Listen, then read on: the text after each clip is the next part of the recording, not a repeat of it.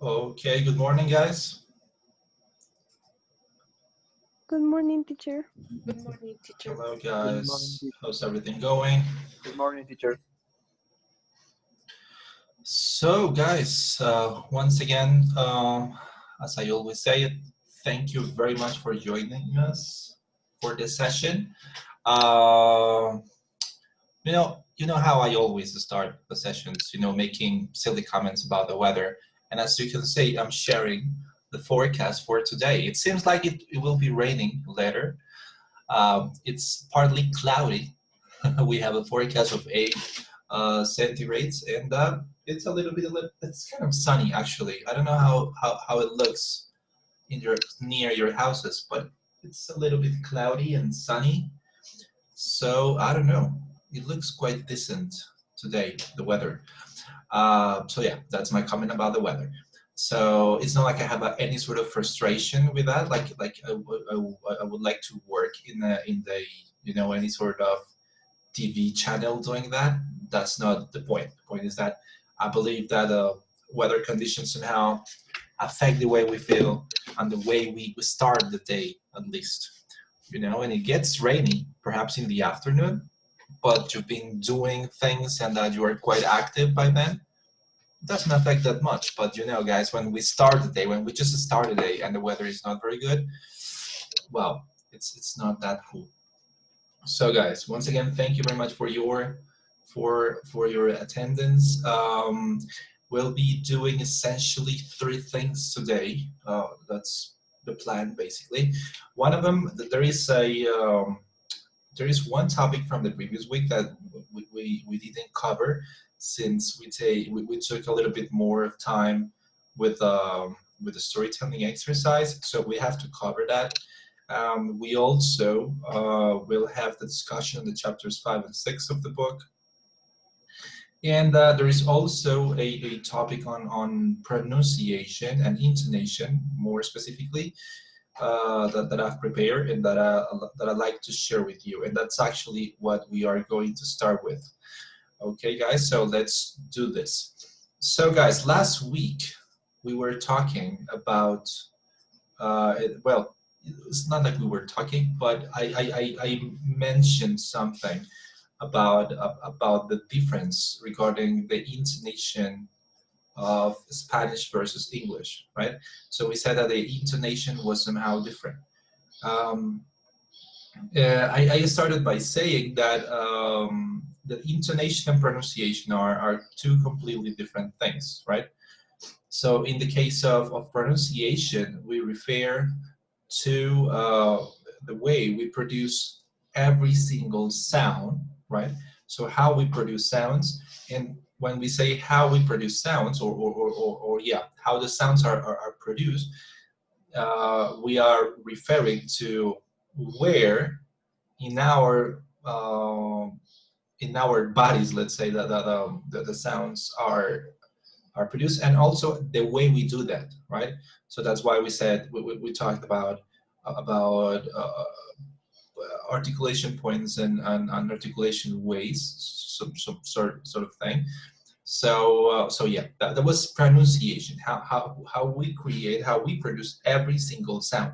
But in the case of intonation, we don't refer to that, but rather we refer to the way we put particular stress in each different part of a chain of sounds. So we don't refer to only one sound or a couple of sounds, let's say, like how we produce the T sound, the R sound, the C sound. No, but in this case, how we put stress on different parts of the sentences, for example, and how that affects the meaning or the intention we have. We also, and that was one of the comments that we made last session by the end. We refer to how body language and also the tone of voice, how those two elements affect the communication, and somehow like this author Albert Mehrabian, he says that body language and intonation may transmit like a more important part of a message if we compare it to the meaning of the words. So like, of course, the words that we choose and the words and the meaning of the words is important, but somehow the tone of voice and the body language could be even more important sometimes uh, than the words. That's what he says. I'm not 100% sure about that, but that was interesting. So yeah, we're gonna be talking a little bit more about intonation. So guys, we have this sentence here. So I would like you guys just to read this sentence. So I would like you to open your microphones and just read it, just the way you would read it. And you can do it all at the same time. It doesn't really matter. So how would you read this sentence? I am cooking some food. Yeah. I'm cooking I'm some Uh-huh. cooking food. some food. Yeah, there you go. There you go. Uh-huh. And that's how it sounds. And normally, in this case, what you pay more attention to is pronunciation, and that's something I can say. So it's like you look at a sentence and you see five different words, and you are concerned about how to pronounce each one of those words well, right? And when we do that, this is what happens. It's like the pronunciation tends to be very flat, very flat, just like this. The pronunciation and the intonation, I mean. The intonation tends to be very flat. If we just pay attention to each one of the sounds, each one of the words, the intonation gets very flat. So we say something like that, like, I am cooking some food. You see, so in that case, the pronunciation is perfect, but the intonation certainly not, right? So the difference here is, and this is pretty much how we do it in Spanish. It's not like we actually speak like that in Spanish, like all the time, like super flat. But the thing is that Spanish is a syllabic language. You say it's una lengua silábica, the Spanish. So that means that normally when we are speaking, and if we want to speak Spanish well, we need to read like every single sentence very clearly. I mean, every single syllable, I'm sorry.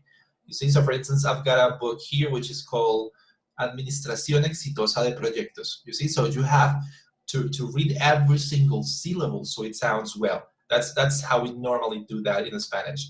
So the problem that we perhaps are having here is that whenever we speak in English, we need to be aware of course, I mean, the words that we choose, right? Of course, and we need to know the vocabulary, of course. But then you need to worry about pronunciation, right? So you, like, this case is a little bit easier, but still you need to know how every single letter sounds, right? So you need to know that. And then you also need to choose the right intonation. You see, so as you can say, it's like as if, I mean, we have at least three things to process at the same time. And also we need to include the body language, of course. So it's like at least four different processes going on together. So it's like your brain might explode, right? Because you need to think about the vocabulary, and actually it's more things. It's like the vocabulary, the grammar, the pronunciation, the intonation, the body language. You see, so it's five different things. And then we can include more and more things. So it's like several processes going on at the same time. So yes, we are talking about intonation, and that means that we need to be very careful. We need to see how the intonation goes here. So as you can see here, if I go back to the first slide, it says staircase intonation. Do you know what a staircase is, guys? You know what this means? A staircase? What do you think it could be? Staircase. Does it sound like anything familiar? It's like a way to to improve. Like, I don't know. No, this is actually, no, actually a staircase, that's a physical object. It's an object that we can find in some houses, some buildings. So, well, I'll show you something, and then you'll see perhaps if you would know what that is. So when we speak in English, the intonation shouldn't look like this, like see this flat, because it's a little bit more similar to Spanish. but rather it should look like this. Let me just delete this. This shouldn't be there. Rather, it should look more like this. You see? It should look more like this. So it's not flat like in the previous with the previous example, but instead it should go up and down, as you can see. So you see, so this is like a staircase. Can you see it? So a staircase is something we use to go uh, from one flat to the other.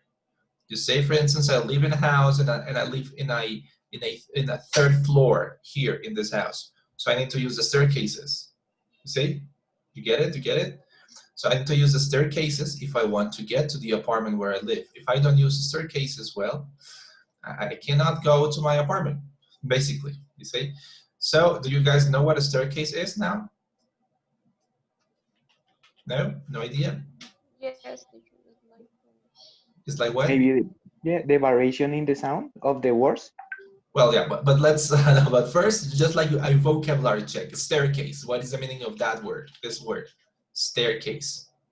I can say in Spanish, teacher. Yes, yeah, you can say it. Escalera o algo así. Yeah.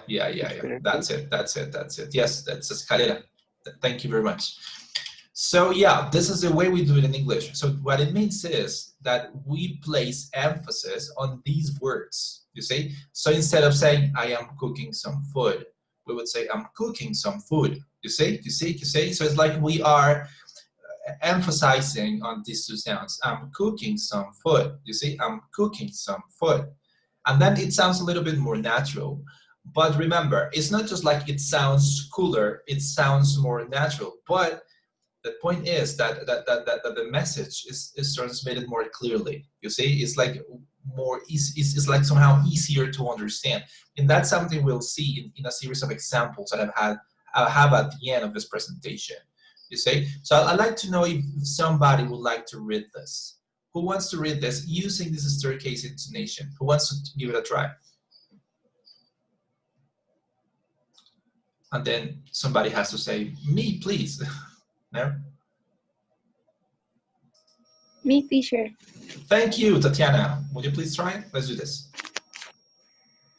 I'm Uh-huh. cooking some food. Okay, but this time you gotta do it a little bit faster. I'm cooking some food. Sounds better. Sounds better. But remember, you need to do it a little bit faster, and you need to feel that you are like emphasizing. You see, when we pronounce these two words. So it's like if we use a flat intonation, we would say, "I am cooking some food." But if we use a staircase intonation, we would say, "I'm cooking some food." You see, it's different. So I'm gonna choose now a person, as you guys are super shy today. So I like to listen to Santiago. Santiago Hernandez, would you please help us with the intonation of this? Okay, teacher. I'm cooking some food. Let's try to emphasize more on these two words. I'm cooking some food. Like, you can exaggerate a little bit, but a little Okay. bit. No worries. I'm cooking some food. That's a little bit better. That's a little bit better. So guys, thank you, Santiago. So yes, remember, this is essentially how it works. But in this case, it's not very clear why we are choosing these words over these other ones, right? Like, it's not very clear. And that's something we need to say and to say in the moment. So as a conclusion, we don't have to speak word by word, okay? So when we are speaking, we shouldn't speak word by word. And it happens a lot when we are reading out loud. So if you have to read a text, there is this natural, like impulse to read every single word just the way it is there without any emotion, let's say. So that's why intonation is so important, because intonation basically helps us with this, with not speaking, word by word. But anyways, the way we decide which words to say or not is not determined just like that, right? So this is an example, guys, and I will give you exactly, the reason how we should sort of choose the words that we like emphasize on. So there is something which is very important, guys, and it's the different kinds of information that we present in the discourse. So when we are speaking on, or also when we are writing, because that applies for both cases, there is some information which is given and there is some other information which is new information. So that's something you need to start thinking about. When you speak and when you write, there is given and new information. What does it mean? Given information, and of course, when you are writing because somebody else is going to read, right? And when you're speaking because somebody else is listening, right? That's essentially it.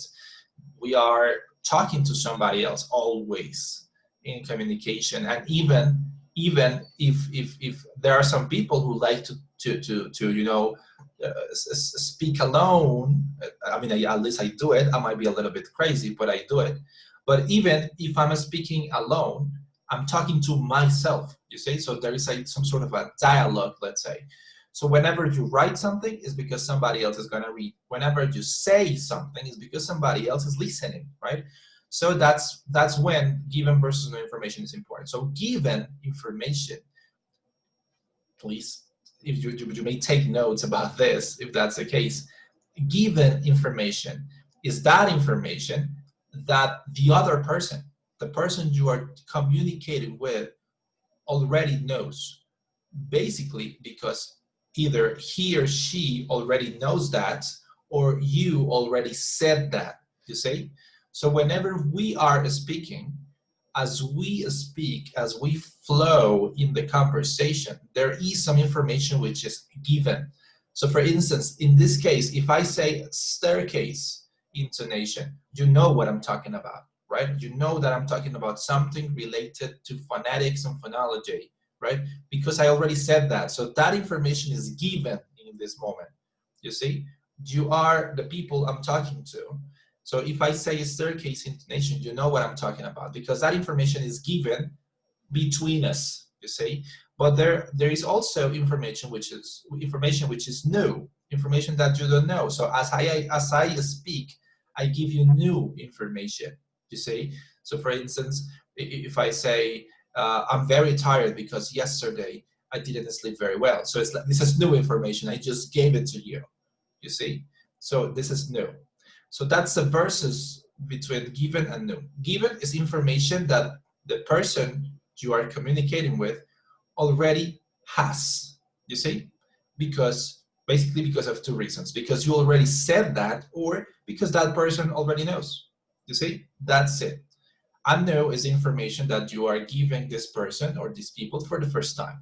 So in this case, we have these two sentences. I mean, we have one single sentence here and we have two parts. So Peter is a very good boy, you see?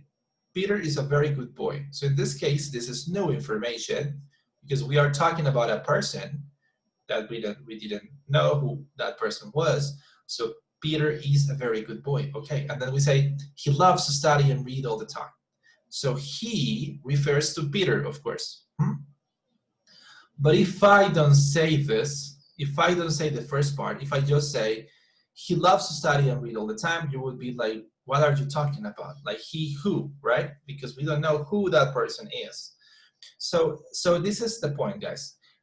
Like there is different kinds of information. So as you are talking, there is given and there is new information. So this is important because when we are speaking, we place emphasis on the new information. Okay, so whenever this is just for you to know how to play with the intonation. So you say like, okay, so if I want to improve my intonation, I need to know that first I don't have to speak word by word, and also that I need to emphasize on the new information. You see, so those are two tips for you to keep in mind.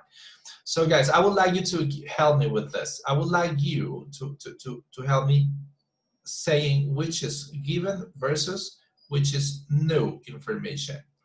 I mean, what is it? I mean, how this is connected, you see? So for instance, in this case, this is new information, right? And then he and him is given. You see, because we are talking about the same person. So in this case, we don't have to use Peter all the time. Like, Peter lives in Ireland. Peter feels so happy in Ireland. Ireland is a perfect place for Peter. You see, we don't say that. We don't repeat the words that way. We just, in this case, this is no information, Peter and Ireland. This is no here. But then we don't have to use Peter and Ireland because this information becomes given. You see? So he refers to Peter, he refers to Peter, there and it's refers to Ireland because it becomes giving information. Okay, guys, I'd like to know if you have any questions so far. No, sorry. No questions? Okay, guys. So, okay, once again, um, why is intonation important? I would like you to think about that question. Why is intonation important based on what we've said so far? Why would you say this is important?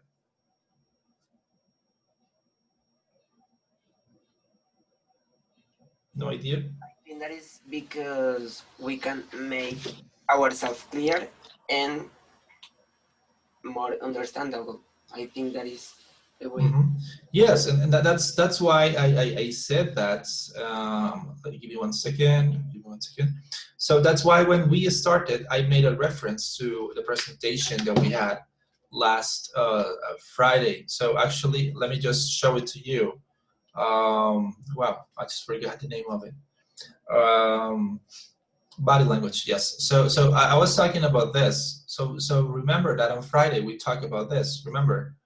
So according to this guy, Albert Mehrabin, he says this. He says there is something he decided to call the Mehrabin's rule, and he says that around of 50% of the communication, 55% of communication is based on body language. So this is the importance of body language for the effectiveness of communication. So if we want to be effective, 55% has to do with body language and 38% has to do with voice, with intonation. That is what he says. And once again, I said, I'm not 100% sure about this. I mean, I don't know. This is not any random person, of course not. He's a professor at the UCLA, so he knows the stuff, right? But in this case, for talking about, intonation, he says that 38% of the effectiveness of communication is based on intonation.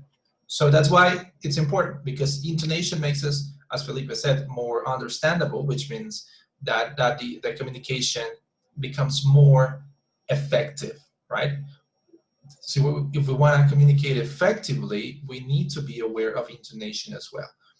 And then we said that, okay, so if we want to improve our intonation, first thing we need to keep in mind is that the intonation in English is different. You see, so like, let's say the music of a language is different. So we don't speak word by word, but instead we use some sort of a staircase intonation. So we emphasize on words differently, you see, and the way we choose on which words to emphasize is the this given versus no information. That's one thing. This is not the only way we do that, but this is something we keep in mind. So here's the example. Here's the exercise. Let's say, you see, so how this information is organized. So guys, I've got some examples, and this is, oh my God, what's going on with this slides? I'd like you to do something very simple. I'd like you to practice these examples for a couple of minutes. So if you want, guys, you can make a screen, like you can take a photograph of this. I'm gonna actually make a screenshot of this. I just, oh, give me 1 second. Somebody wrote something, seems like. Okay, so Clara was making a question. I'm so sorry. Clara says, the intonation has a stress, for example, long or short in some words. Yeah, actually, we will be talking about that. And it's like there are different ways in which we do that. You see, so that's like in some cases, the way we put the emphasis, it's just like making words longer, and some other cases to make it we just raise the volume. So yeah, there are different ways, but that's something we're gonna talk about later. So guys, I'm gonna share this screenshot on our group. So you guys have these sentences that I was showing you. Okay, so give me 1 second. I'm just gonna share that with you. So you've got the sentences that allow you to practice. I just shared that on the WhatsApp group. So we have 3, 6, 7 groups no, but sentences. So what I would like you guys to do now is to practice those examples. Try to use the staircase intonation. And as you can say, there are some words which are blue and some others which are black. So the blue ones are the ones in which you have to emphasize, okay? You need to emphasize on those, you have to play with the intonation on those blue words, okay? That's what I'd like you guys to do, okay? So I'm gonna give you some minutes for you guys to practice that. We're gonna make some, you know, as usual, some breakout rooms so you can practice and you can like check on each other's pronunciation, and then we're gonna come back to the main session and we're gonna do the exercise together. Is that okay with you guys? Yeah, teacher. Yes, Oh, teacher. thank you for Yes, teacher. allowing me to do this. Okay, guys, so I'm gonna send you to the breakout rooms.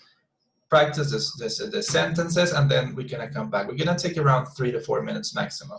So let's do this. So I like you to show me how you guys did that exercise, just to say if the pronunciation is right or what, right? So I like you to help me with that exercise. So let's work on the first one. Who wants to read the first one?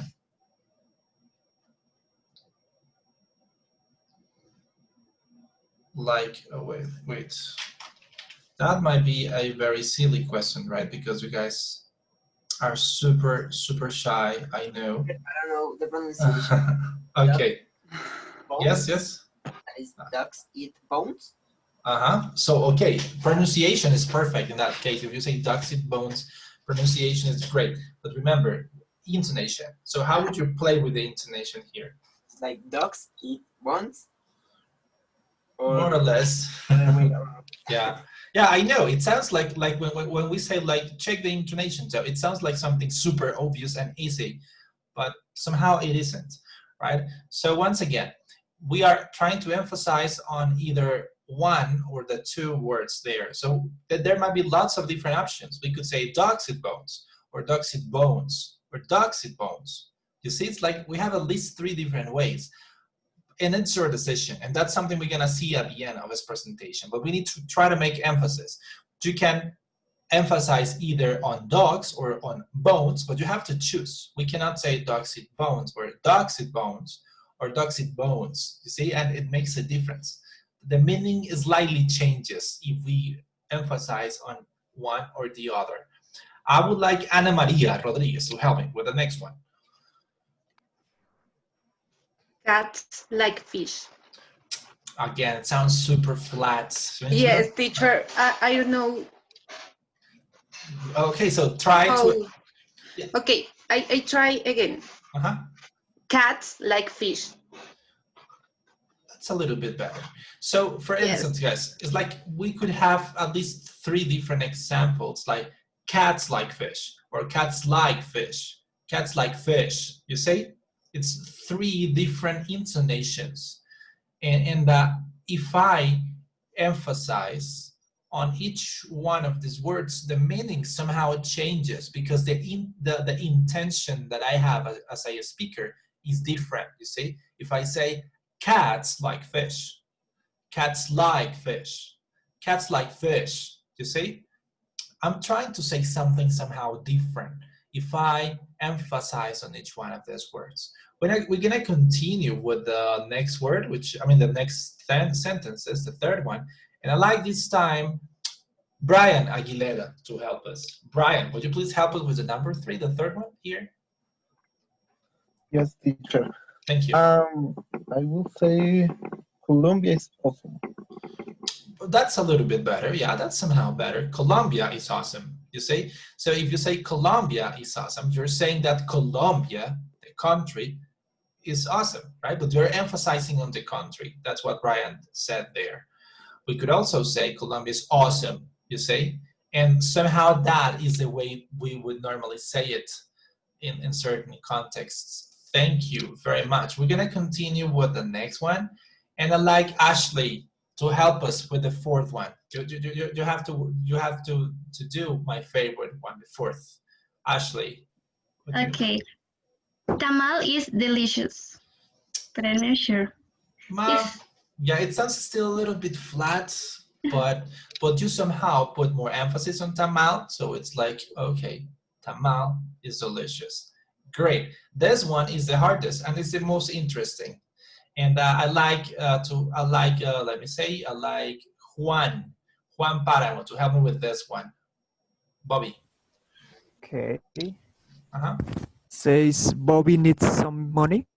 Bobby need super flat. That sounded super flat. We need to do the staircase thing.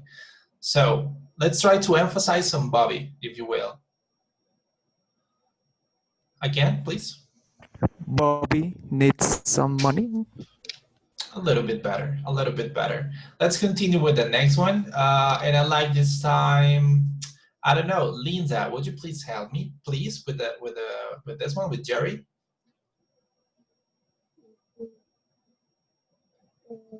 Jerry makes music. Jerry makes music. You see, you're reading each one of the words, and it sounds super flat. So we need to emphasize more on one. You could have said either Jerry makes music or Jerry makes music. You see, so we need to emphasize on either one of the sentences. But well, anyways, let's finish with the last one. And I like this time, Tanya. Tanya, would you help me with the last one? Okay. Bill and I fix the bikes. Would you please do it again? Bill and I fix the bikes. Great, you did something very good. Thank you very much, Tanya. That was a very good exercise. And thank you, because you somehow helped me go to the next part, which is how we are producing chains of sounds. So of course, it depends on what we are saying. And this is something that I mentioned also last week. As you can say, like in the case of Tanya's example, she did it really fast. And one of the reasons why it was somehow that way is because the last sound of this word is a consonant sound, bill, right? The L sound. And then we have a vowel sound. And then we have a consonant sound, and then a vowel, and then a consonant. So when we have consonant, vowel, it becomes really easy to connect the words. So that's why we said at the beginning, we don't read word by word, because we would have said Bill and I fixed the bikes. You see, super flat. But she did it a little bit faster because she could connect the words. So Bill and I, as if it were just one long word. You see, Bill and I fix the bikes. Great. So we also have some other examples here, like they eat them, they like it, he knits it. So that has to do with connected speech, which is something we're gonna see later. Okay, guys, so there are 4 main reasons for intonation. Okay, so there are at least 4 main reasons why we use intonation. So one of them is to present new information, okay? Please keep that in mind. One of the reasons why we use this staircase intonation is to present new information, you see? So who would like to, well, I mean, I won't say who, because if I say who, that means nobody. So Johannet, would you please help me reading this sentence? Johannet Martinez, would you please help me? Yeah, this one? Yes, teacher. It sounds like rain. Excellent, good. That sounded very well. So yeah, that's one of the reasons why we use intonation. We use intonation to present new information. So whenever you are saying something for the first time, you need to stress that. It doesn't matter, guys, and be careful. It doesn't matter that you need to super think about that every time you are speaking. You go like, okay, what kind of information is new here? How should I put emphasis on it? No, I mean, that's something that happens automatically. It happens just like that. But if we are conscious about it, we can do it better, you see? So in this case, Johanna put more emphasis on this word rain because it's the new word that she's presenting. So if we are just talking here and I say, it sounds like rain. You see, it sounds like rain because I'm talking about something for the first time. You see, so that's one of the reasons we use intonation. The next one, another reason, is to present opinion. We also use intonation to introduce opinion or to give your opinion about something. So Lina, would you please help me reading this one? Lina? Yes. Yes, teacher. It sounds like rain. No, in that case, you're emphasizing on rain again. No, emphasize on like, please. So it sounds like rain. A little bit better. So you have to say something like, it sounds like rain. It sounds like rain. You say? Remember the staircase. It sounds like rain. Would you please do it again? It sounds like rain. No. It's something difficult. No, I know. It's difficult. I know. That's why that's why I said, because it sounds like, oh, that's super easy. That's a piece of cake. It's just a stress. No, but when you do it, it's funny. Again, you have to say, it's like you have to imagine the staircase in your head. Like, it sounds like rain. You see, it sounds like rain. Do it last time, please. It sounds like rain. That's different. You see, it's different. So you see the difference. In this case, we say, it sounds like rain. It sounds like rain. You see, it sounds like rain. It's like you're emphasizing on rain. Like there is a sound, and like you listen to something outside and you say, well, it sounds like rain. Like that might be rain. You see, but in this case, it's not like the most important thing that it's rain, but it's like that's my opinion on what's going on outside. So it sounds like rain. It sounds like rain. You see, so the intention that you have is a little bit different. We also use intonation to make contrast. So we could have like a staircase to make a contrast between two things, you see. So in this case, for instance, we are talking about how two different people have different opinions on something. Two people, one person likes something and the other one hates it. So we emphasize on those two verbs to show the contrast. Okay, so I like Dylan to help us with this one, please, Dylan. He likes rain, but I hate it. Well, okay, we can make it a little bit better. Remember that you need to remember, it's like a staircase. So it's like you're walking and then you go up and then you go down and then you go up and then you go down again. Okay, so it's like there should be two peaks, let's say, in your speech. Would you please try it again? Okay, teacher. He likes rain, but I hated it. Sorry, I can repeat it again. Yeah, please. He likes the rain, but I hate it. Okay, so he likes rain, but I hate it. You see, he likes rain, but I hate it. It's absolutely okay if you exaggerate, guys. Believe me, it's sometimes better to exaggerate. So I even like make these moves. It doesn't mean that you need to move like this when you're speaking, but that helps you, like train your system to the music of the language, you see. So it's not he likes rain, but I hate it. You see, it's like there is no emotion. I don't know exactly what you want to say. So my pronunciation is good there, right? He likes rain, but I hate it. And even I'm using connected speech and everything, but I need to emphasize on the two verbs. He likes rain, but I hate it. You see, he likes rain, but I hate it. You see. So you need to emphasize on those two words. And also, we use intonation to express that we cannot do something. So it's as obvious as that. So we use the stress here on this modal verb. It can rain today, right? So I would like perhaps Stefania Portugues to help us with this one. Would you please read it? Okay, it can rain today. Okay, that was easy, right? It can rain today. You just simply put the emphasis on this one, and on that sound. So guys, just to finish with this, there is another topic, and this is something we're gonna be talking about later also, which is connected speech. Okay, So far we've been talking about intonation, right? Just intonation, and some of the reasons for intonation. But also, I made a mention before on how sometimes we say listening is hard because sometimes I believe that people speak so fast, so I cannot listen to them. But it's not like people speak very fast. It's like people connect the sounds. So that's the reason why it sounds like they are speaking like super fast. So we said that intonation is very important because we stress different words, so the intention changes and everything, but also we connect the sounds. You see, so this is an example of connected speech. You see, that's what we mean by connected speech.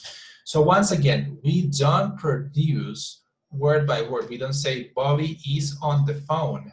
Bobby is on the phone. We don't say that. We say something like this. You say, Bobby's on the phone. Bobby's on the phone. You see, this is a little bit what we say. Bobby's on the phone. So we connect the sounds. But this is something we're gonna see later, just for you to keep in mind. Okay, guys, so here we have 7 different examples on the staircase intonation. This is not connected to speech. On the staircase intonation. So we have 7 different sounds, 7 different examples, like say, and the emphasis should be necessarily different. So I'm gonna give you the chance also, guys, to practice it. We're gonna go back to the breakout rooms. This is the last exercise we do on this. So I would like you to practice each one of the sentences, but making sure that you emphasize on the blue words in each one of them. Okay, so the intonation is very different in each one of them. So what I'd like you to do is this. First, to do the practice. So practice in the groups saying this. So for instance, the first one will be, I didn't say he stole the money. The last one, I didn't say he stole the money. You see, the intonation is super different. So first, just practice the intonation. And second, even more important, think about how this intonation changes the intention of the message, how the intonation makes the message somehow different. Okay, that's what I would like you to do. To practice first, and second, to think about how the message changes because of intonation. Okay, is that clear, guys? Yes. So once again, I'm just making a screenshot here. So I will share the screenshot on the WhatsApp group. Right, there it is. I just share it in the WhatsApp group, so it's there. So I'm gonna send you to the breakout rooms. There was a message. Okay. So let's see. Let's do this. Here we go. So we're gonna take around 5 minutes. Remember, practice the intonation thing, and also think about how the message changes in each one of the cases. Let's do this.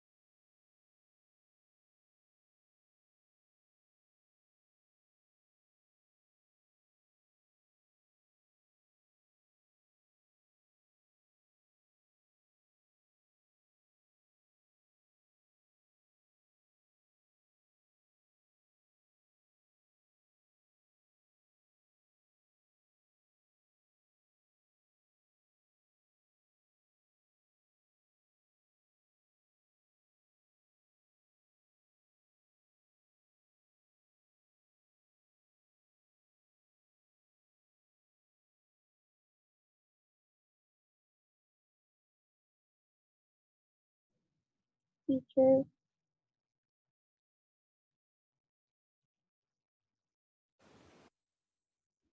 Teacher.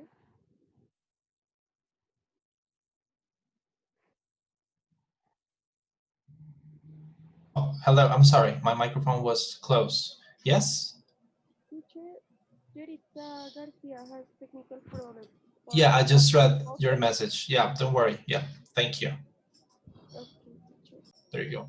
So we might think sometimes that this is super obvious, the intonation thing.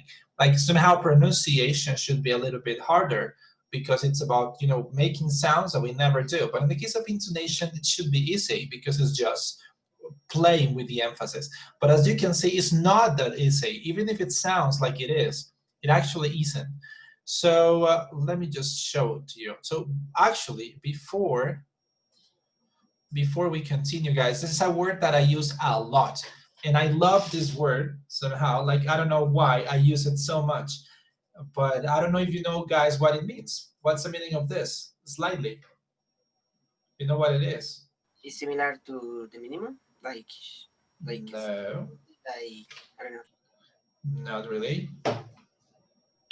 So, for instance, before we continue here, Felipe made a question about the difference between two sentences. And I say, well, the two sentences are okay, but the meaning is slightly different. It's a slightly different.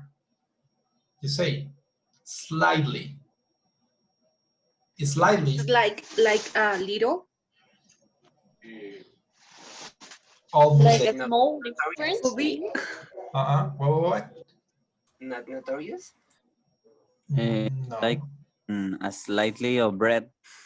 No, Like no, that's super different because that's a slice of bread. yes, yes, sorry. Yeah, it's super different. So yeah, slightly means more or less, but more or less, like it means that something is different, or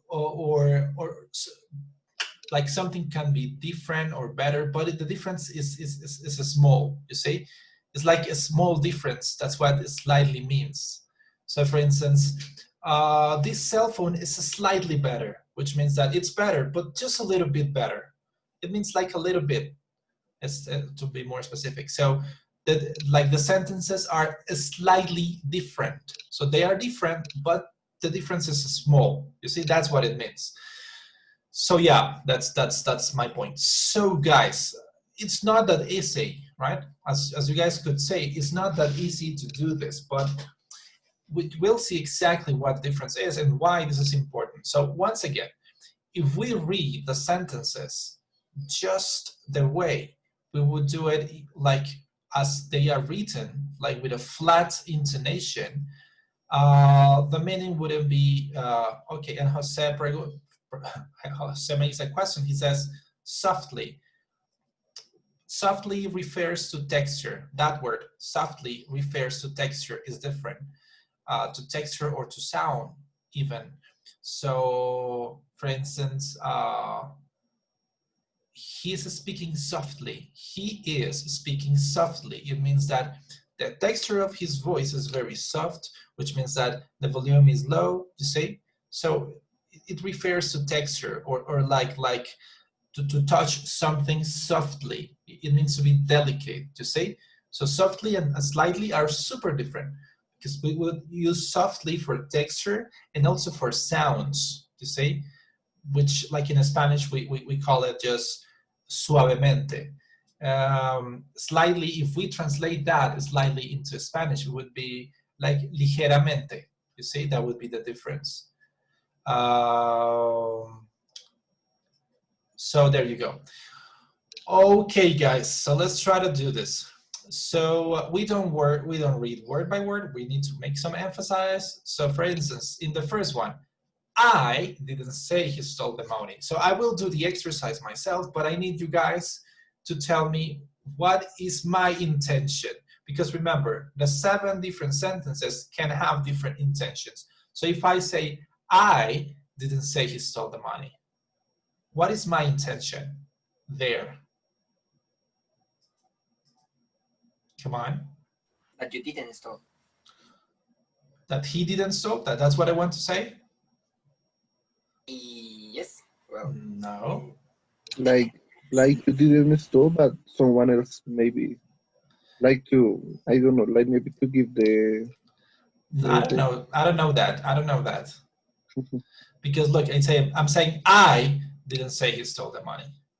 I didn't say he stole the money. It's like I really didn't say that. Exactly. It's a little bit more like that. What I'm trying to say here is that I was not the person who said that. You see, I didn't say that. It perhaps was another person, but it was not me. You see, so I didn't say he stole the money. You see, I didn't say he stole the money. So if you listen to me, it's like I make very high emphasis. I mean, the volume is high at the beginning, and then I go down. You see, I say I didn't say he stole the money. You see how I place the emphasis on the I. I didn't say he stole the money. And then I speak like very fast, but the volume also goes down. I didn't say he stole the money. You see, that's how I would say it. So in the number one, my intention would be that I was not the person who said that. You see, it was perhaps a friend of mine or my brother or somebody else, but I didn't say that. I didn't say that. You see, that's a good example. I didn't say that. I didn't say that. It's like if you can imagine a staircase, you can see that like I go up and then I go down very quickly, you see? So that's more or less how the intonation works. Number two, if I say I didn't say he stole the money, I didn't say he stole the money. You see, the first one was I didn't say he stole the money. And then the next one, I didn't say he stole the money. So what is my intention in the number two? I didn't say he stole the money. To emphasize that I didn't say that. Exactly. You see, so in the number one, my intention is like somebody else said that. Like, yes, somebody said that, but it was not me. That's my intention in the number one. In the number two is like, I didn't say that. And I don't know, I have no idea if somebody else said that, but at least I didn't say that. So I didn't say he stole the money. I didn't say he stole the money. I'm saying I didn't say that. I didn't say a word about that. I don't know, you see? So the difference between one and two is different. So remember, if we go back to this Mehrabian rule, when he says intonation, body language, words, so the words are the same in the 7 different examples, but the intonation is different. And if we do different intonations and different body languages, the meaning is super different, as you can see. You see, if I say I didn't say he stole the money, with this body language, I'm playing emphasis on me. I didn't say he stole the money. But in the second one, the body language would be also different, right? I wouldn't say I didn't say he stole the money, but I would say perhaps I didn't say he stole the money. You see, so my body language is also different. So the meaning is different as well.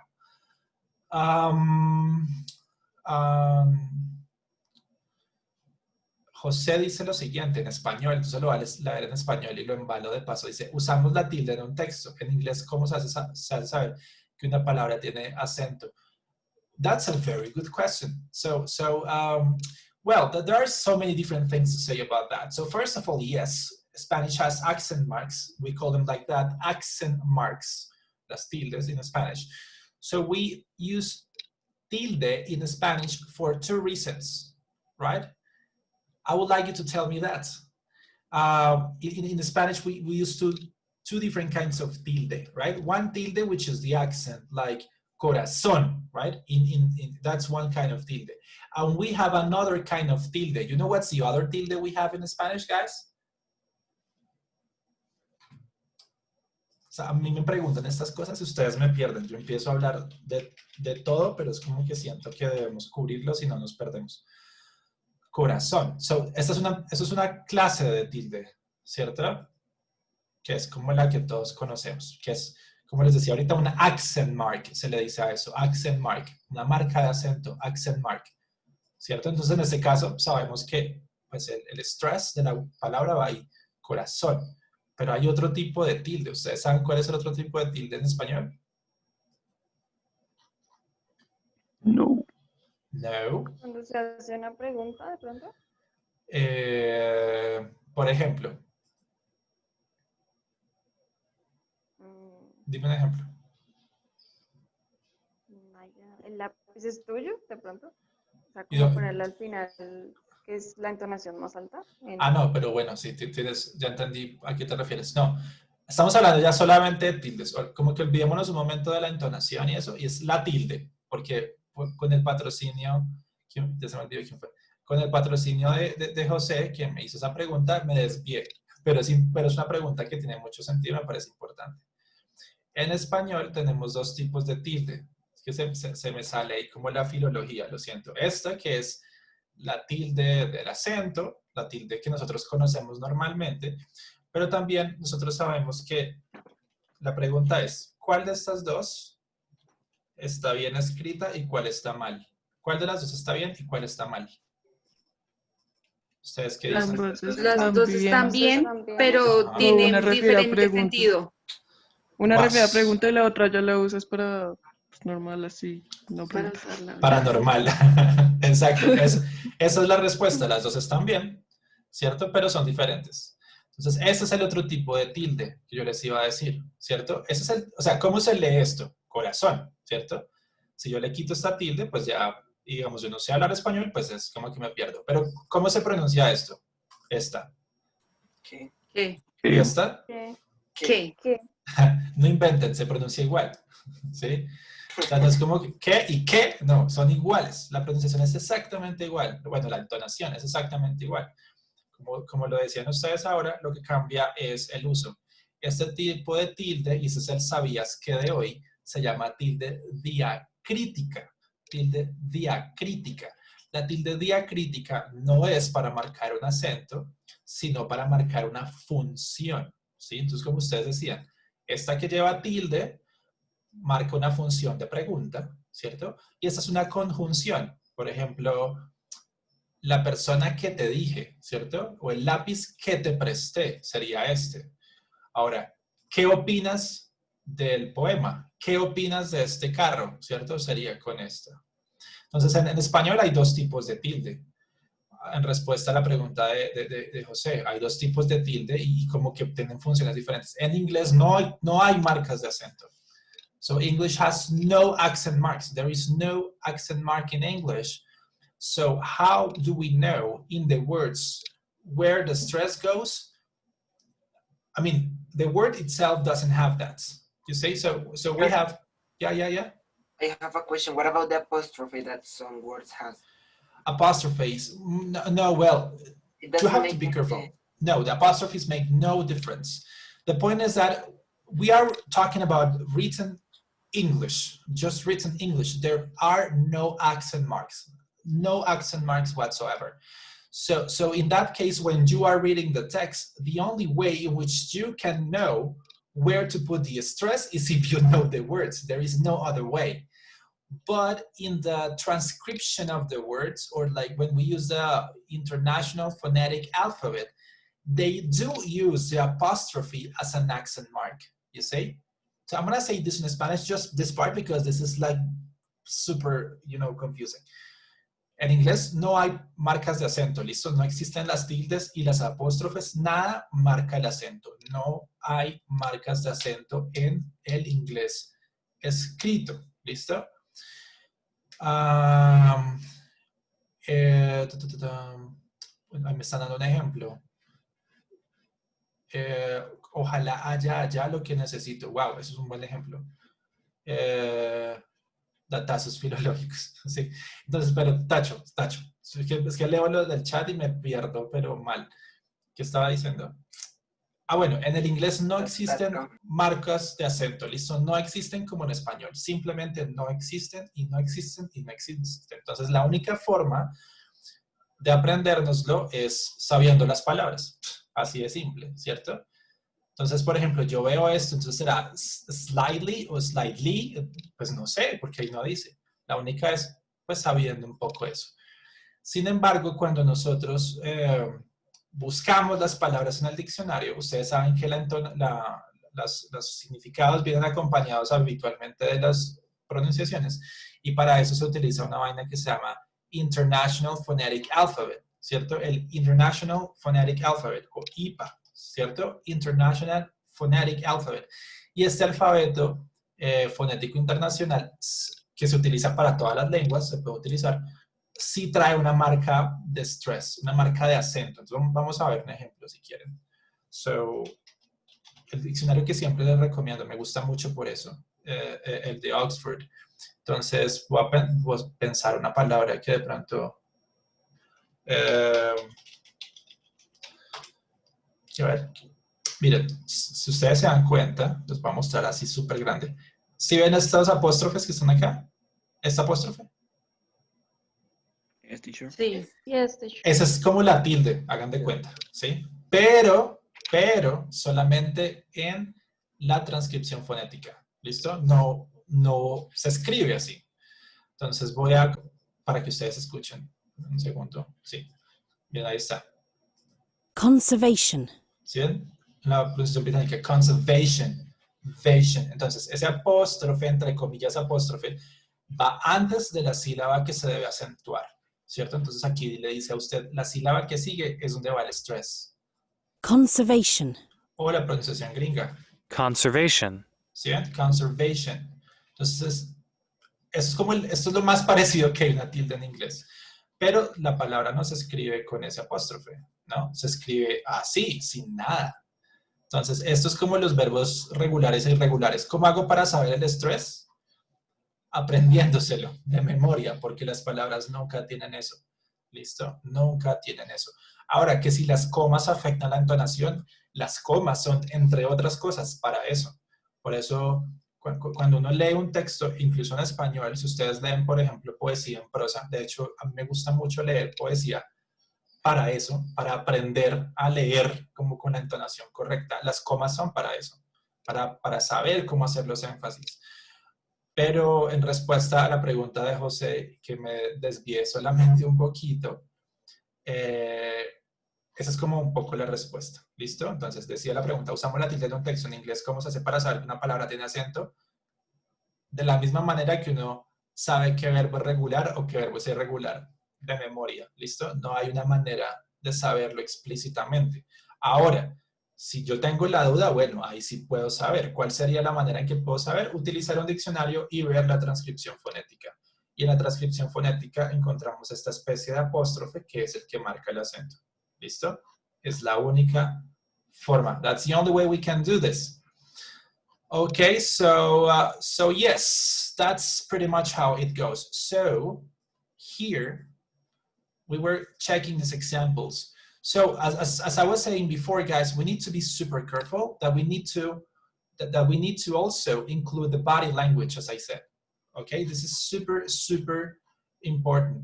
So Jose is giving us also some examples. Well, you have to be careful because if we use the comas like that, you might be breaking the sentence. And this is something we're gonna see later. Actually, I don't know if you guys have noticed, and I believe you've noticed, that during this term, I've played more emphasis on speaking. So most of the exercise we do are speaking. So you guys are speaking and listening all the time. I haven't asked you to write a lot. So on this first term, the emphasis is on that, on speaking and listening, but more especially on speaking. Later, I don't know if we will do it on the third term, I don't remember right now, but we're gonna be writing a little bit more. And I will talk about that, you see, because sentences, phrases, clauses, I mean, we need to know what that is. And that's gonna give you also an idea on how to use comas, because sometimes comas can also, break the sentences and the meaning just gets lost. So guys, I didn't say he stole the money. I didn't say he stole the money. In the number 3, I didn't say he stole the money. So what would be the intention in the number 3, guys? If I say I didn't say he stole the money. It's like in the first, I didn't, but someone else say, or someone else said, more or less? Yeah, it could be that. It could be that. It could be, yes, actually, yes, Andres. It could be very similar to the first one, or even more, depending on your body language. It could be that I didn't say that, but I showed something. You see, I didn't say he stole the money. Perhaps it was, I I didn't say, I just implied, you see? I just, like, I more or less say, like if I say, I didn't say he stole the money. I just implied it, you see? Como que yo no dije eso, sino como que hice entender, ¿sí? Que se lo robó. O sea, como que algo dije que dio a entender eso, pero no lo dije explícitamente. I didn't say, hey, he stole the money. I just said like, I don't know, but it seems like perhaps he needed money, so I don't know. You see, so I'm not saying he stole the money, but I am implying that perhaps he stole it, you see? So the meaning is a little bit different. Number 4, super different. So if I say, I didn't say he stole the money, what do I want to say here in the number 4? That anyone else do it. There you go, Maria Alejandra. What I'm saying there is that it was not he, like, I don't know, Pedro, but another person, right? I didn't say he stole the money. It was his brother, the one who said that, who did that, you see? I didn't say he stole the money. You see, so in this case is, I say that, I say something, but I was not talking about that man. I was talking about another man, for example. Number 5, I didn't say he stole the money. What do I want to say here? I didn't say he stole the money. What's the difference here? What would you say?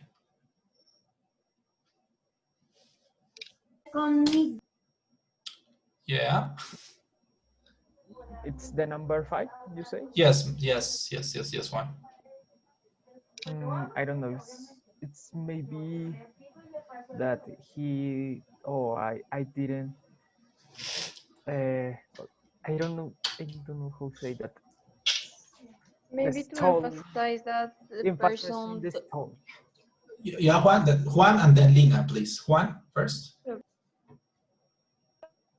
That's and well, Dina says it's an emphasis that he didn't do that, so I didn't do that. Yeah, more or less. And Lina, what do you want to say? I say that, for example, in this case, the person didn't steal the money. Maybe could take the money or lend the money. Exactly. Yes, Lina, exactly. Yeah, that would be the meaning in that case. I didn't say he stole the money. He just needed it, so he used it, but then he would give it back to you. I don't know. You see? So it's like, I'm not saying he's a smuggler, he's a bad person. He's just like, he used it. You see? La tomó prestada. I'm not saying that he's a robber or something like that. Number 6, I didn't say he stole the money. You see? I didn't say he stole the money. What would be the intention here, number 6? Here is that referring to the money? Like, I'm referring to the money specifically, right? Exactly, that's true, Andres. So I'm referring to the money specifically. So perhaps I'm saying that he stole something else, you see?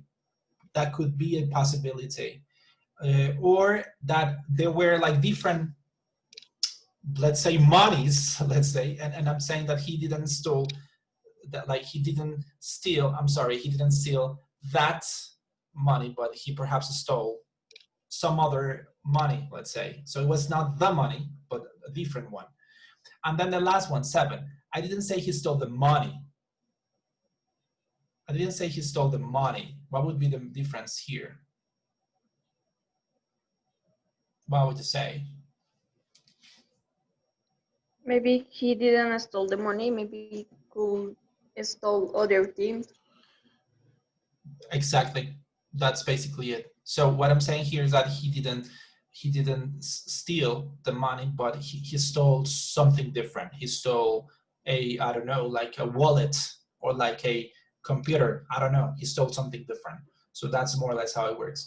So as you can see here, guys, just with these examples, if you combine 2 things, I mean, those 2 things which are super powerful, the intonation and the body language, the meaning can change 100%. You see, the meaning can be super, super different. So once again, this is another reason why using the cameras is important in a class like this. You see, this is another reason why the body language is super, super important. So during the last week, we were talking about that, right? We were talking about, once again, the body language thing. We were talking about it, and it was like, this, like 7%, like effectiveness of communication, 7% the words, 38% the intonation, 55% body language. Well, you can see it here in practice, right? Exactly the same sentence. You see, it's one single sentence. But if you say the sentence in these different ways, and also you use different body language, the meaning can be absolutely different. You see, super, super different. So that's why it's so important to work on the intonation and also on the body language. There you go, because as you can see, the difference can be like overwhelming, super obvious, you say. So yeah, the difference can be very, very, very big. So guys, I'd like to know if you have any question about this.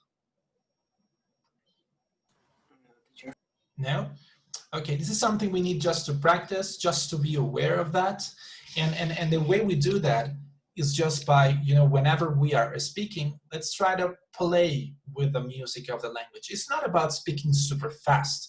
It's about emphasizing on the words. Actually, later, I have like 3 sessions on this topic of intonation and pronunciation, and that's something we're gonna be doing later, because I don't remember exactly who at the beginning you guys said that. I don't remember exactly who was it, but somebody said something about how we make the intonation different, like making words longer or something. I don't remember exactly. So this thing with the emphasis, the intonation, that's something we can do in different ways. You see, the emphasis can be placed or can be put with different techniques, let's say, and that's something we're gonna see later. I don't know if perhaps later this week or the next week we'll see how to do that as well. Okay, so that's how it works, guys. Here I have a question. Yes, mister? It is always good to exaggerate? It is always? It's not like you need to. That's a very good question, Felipe. It's not like you need to exaggerate all the time, like every time. But as you learn, yes, when we are learning, it's good to exaggerate. You see, because as I said, this is not something that you need to overthink when you are speaking. That this is something that becomes natural. You see.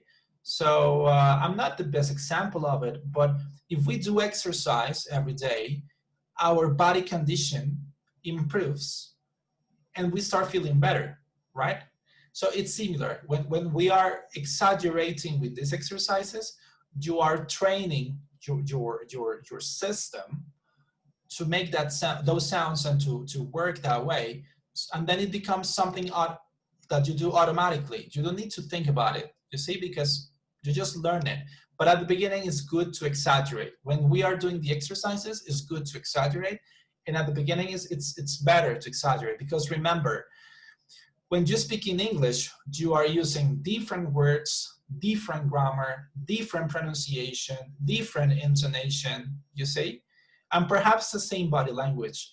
But at least you are like doing those 4 different things. So it's not just other words or just a different grammar or just different sounds, but also a different music, let's say. So that's something that we need to learn. As we learn new words, we learn new grammar, we learn new sounds, we also need to learn a new music, let's say. We are learning a new music, let's say, because the music is different. You see, and actually, when you speak in English and you listen to yourself, you sound a little bit different, you see? And it's like you even develop what they call, and I'm gonna show you this word. This is a word that I like a lot in English. Look, this word, guys. Persona. I don't know if I shared this word before. I feel like I did, but I don't remember. You know what a persona is? I don't remember. You know what a persona is, guys? No idea. So let's look for it in the dictionary so you guys can see it. So you can see that I'm not making this up. You'll see that this word actually exists and then it doesn't exist. Look, persona. Persona. I just loved it. I don't know why, I love that word. Persona. So look, it's the aspects of a person's character that they show to other people, especially when their real character is different. So we could say somehow that a persona is like an alter ego, more or less. So when we are speaking in another language, it's as if we had a different persona. It's not like we have a different persona, but the way we sound is a little bit different, you see? And we feel sometimes different because of that, because, you know, different words, different grammar, different sounds, different music, let's say. So that's the reason why it's different. Okay, guys, I'd like to know if you have any question, any comment before we close this, and we have a little chat about the book. Nothing? No comments whatsoever? In these chapters, I think that is an interesting part, and I look. What do you say, investigar? Research or, well, research. Mm-hmm. Research about them, and I found that the the 5th chapter when Napoleon The used a dog fifth, to use okay, a but ball. okay, Juan. I'm sorry, Juan. Yes, like give me one little second. Okay. Like first, I wanted to know if you guys had any question about the previous topic we were talking about. If you don't have questions, we can continue with this part. So, okay, let's do it here then. I perhaps thought that we could do it in the groups, but I think it's okay to do it here as well. So yeah, we were talking about the chapter number 5, and like Juan was making an introduction to it. Chapter number 5 is very interesting, I would say, because this is a more open piece of criticism against the system, right? Like it gets very political. So Juan, I would like you to please go back and tell us what you were talking about. We'll listen to you. Thank you. Mm-hmm. For the allegory, I found that this chapter have a similar actions that I don't remember the date, but it was Stalin. I don't know yes, Stalin and Trotsky. Thank you. The Mm-hmm. death of Lenin. Yes, so absolutely yes, Juan. So we know that in the book there are, like, just to give some additional context, we know that the pigs basically became the leaders of the community, right? So at the beginning, when they start the revolution, basically the message is we animals are oppressed and we have rights, and the humans are the oppressors, so we need to fight them. So it's us, I mean, it's us versus them, animals versus humans. So they make this division. But then when they became independent, let's say, they made another division, which is like, we are all the same, but the pigs are somehow different because our job should be different. We are intelligent, we are supervisors, blah, blah, blah, right? And that's how two important leaders emerge. So there are two very important leaders who are, namely, Snowball and Napoleon, right? Those are the two leaders. And as Juan says, this book uses those two leaders are references to two important communist leaders who are Stalin and Trotsky. You see, those are the leaders that this pig somehow represent. So Napoleon represents Trotsky or Stalin. What do you know, Juan, about that? About Lenin and Stalin and Trotsky. Yes. Like, well, I searched and I found that Stalin forced Trotsky from Russia for the control of Russia, and Trotsky go out of the country. They gone because Yep. he was Yep. scared. But the point here is And- that yes, please. Yeah. And no, I don't know who said that. When Trotsky died in Mexico, he was murdered Yeah. or killed. I don't know. And Stalin continues say that he said that Trotsky is only the only criminal that Russia's have, and it's what it was similar to Snowball. Snowball, no, Napoleon says in the 6th chapter that when when they have a bad day, Napoleon said that Snowball is the only person who has the responsibility in that bad situations. Yeah. It is as simple as that. Thank you very much, Juan. That was a very good summary. So yes, Napoleon represents Stalin, and Snowball represents Trotsky. So as you can see, guys, that would be another question for you. I would like somebody to help me, and that's something that you've seen in these chapters. What is perhaps the most important difference between Snowball and Napoleon? What is the most important difference, like the most obvious difference you see? What would you say, guys? I say that Napoleon was corrupt, more corrupt. We feel that, right? We feel that Napoleon is a little bit more corrupt and he's more like a dictator, right? He looks more like a dictator. And what about Snowball? I think that Snowball wants to help the other animals, and Napoleon wants the power. Thank you, Ana Maria. Very good. That's essentially, we could describe it just like that, right? That it's obvious that Napoleon wants the power, he wants to be a leader, and that's what he wants. But in the case of Snowball, we can feel that he's more committed to the movement, he cares more about the animals, right? So that's something we can say. And actually, that's something that is obvious in the chapter number 5. And once again, guys, this would be a very interesting exercise to do, just as Juan mentioned before. As we continue with the reading, it would be interesting to see those historical references. That's something we'll do by the end of when we finish reading the book. We're gonna do that. We're gonna see those historical references and how the book makes those references to history. And also here in the chapter number 5, there is like a verses. I'm just looking for it. Yeah, in the chapter number 5, it's like there are two factions, right? The two factions emerge, like two different groups. And it's like as if they were two different political movements, let's say. And there are some slogans. I don't know if you guys remember the slogans of those movements. Yes, well, the first is that they have to work harder, and the other is that they have to work 3 days. It's like the way that both for Napoleon or Snowball, that I don't remember, but one have to work harder and the other is only 3 days per week.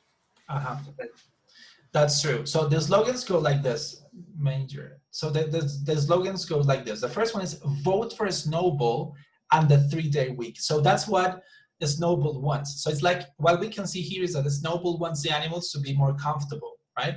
But in the case of Napoleon, it says vote for Napoleon and the full Major. So what he says is like, if you vote for Napoleon, you will have more food because you will work harder. So if we work harder, we will have more food. But in the case of a Snowball is like, we're gonna work just 3 days so you guys feel better, let's say. So that's a difference. And also there is another problem they sort of have, and that has to do with a windmill. You know what a windmill is, guys? I'm gonna just show you the word here. So give me 1 second. So this is the word, guys, the windmill. You know what a windmill is? Yes, Yes. the machine That's a, to get electricity. yes, a windmill basically windmill is molino de viento, no? And that molino de viento can be used for two things. One of it is for electricity, and the other one se llama molino por una razón, no? So it's like to mill, you know, like food, but it uses wind. So also one of the pics suggests the creation of a windmill. Do you remember that? Yes, was Snowball who has the idea first of all. There you go. So basically, Snowball proposes the windmill so the life of animals becomes easier. And that's also a reference to the process of industrialization, you see? So that's why this book is super interesting, because it always makes these kinds of references. So that's very cool. So that has to do essentially with the chapter number 5 at a glance. What about chapter number 6? What happens in the chapter number 6? Guys? Yes, Napoleon saw that he was losing, so he shout out the puppies that they has grown. Then the puppies attack Snowball, and Snowball has to escape. There you go.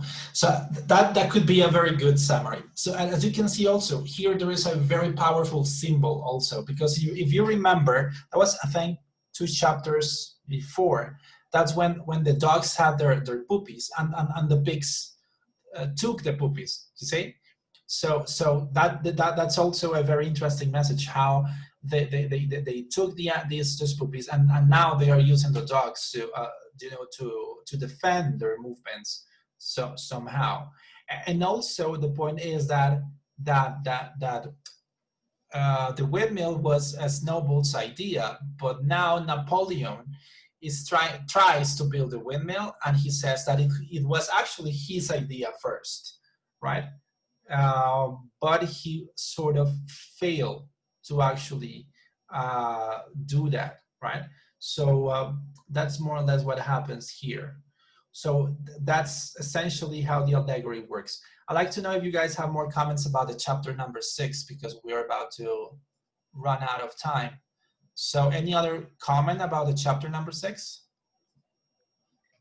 Yes, the school of Major was disinterred and was put like a symbol to Napoleon to dominate them, the animals. Wow, right? So that's something they do there. So as you guys remember, Major was this big, who was like the one who somehow created the movement, or the one who actually inspired the movement, right? So that's why Major is so important. And then that's what they do, right? They just take the school of Major just to display it, so the rest of the animals would see it, and also that would somehow, you know, represent that attempt Napoleon was doing to reconnect the let's say the ideology of animalism, which was a movement they were following and everything. Okay, guys, that would be a general summary of it. As you know, during the sessions, what we are doing is just to make these comments, just to see more or less if we are understanding, and to point out these references the book has and everything. But by the end, as you may remember, by the end of the term, you guys will work on a critical review, and that assignment will be very important. So guys, so far, just as you may want to know more about the grades and everything, I will clarify how that works because it's taking a little bit more of time than expected, but there will be a grade for all the reports you do. So that's basically a grade for reading. You see, so far we have 3 reports, right? So those reports are for the same grade, which is reading, let's say. There will be also a grade for writing, which is going to be the critical review that you will do by the end of the term, okay? And also, so far, we also have a grade on the presentation and the storytelling. So that's more or less how we go so far. So guys, my invitation is for those of you who perhaps are not participating that much in this conversations, that's acceptable. But I need to make sure that you guys are reading the book. This is a very important opportunity we have here. So I really suggest you guys keep on reading that book. Okay, guys, we are going to take the attendance now because we just ran out of time. And that's it. So let's do this. I'm gonna call the attendance. So make sure to say present. You, Carlos, Carlos Rojas, do not forget to send me the email with the situation, the case, so I can, talk to the professor and stuff. Okay. Yes, teacher. Yes, teacher. Thank you. And I also, once you email me, well, I will be able to include you on the list. Yes, teacher. Okay. In this moment, I write the message. Excellent. And I send it. Great. So let's do this. Brian Aguilera. Yes, teacher, I'm here. John Jairo Barrera. Ana María Buendía. I'm here, teacher. Andrés Felipe Bueno. Angie Carvajal. I'm here. José Alfonso Díaz. I'm here, teacher. Tatiana Espitia. Present, teacher. Yeritza García. Teacher, I sent you a message about. Okay, great. John Sebastián González. Okay, thank you, Linda, for the message. Tania Gómez. Here, teacher. Santiago Hernández. Here, teacher. Ashley Huesa. Here, teacher. Marcela Jiménez. Linda López. Johannes Martínez. Present, teacher. Clara Monroy. Present, teacher. Tatiana Obando. Present, teacher. Ana María Ortiz.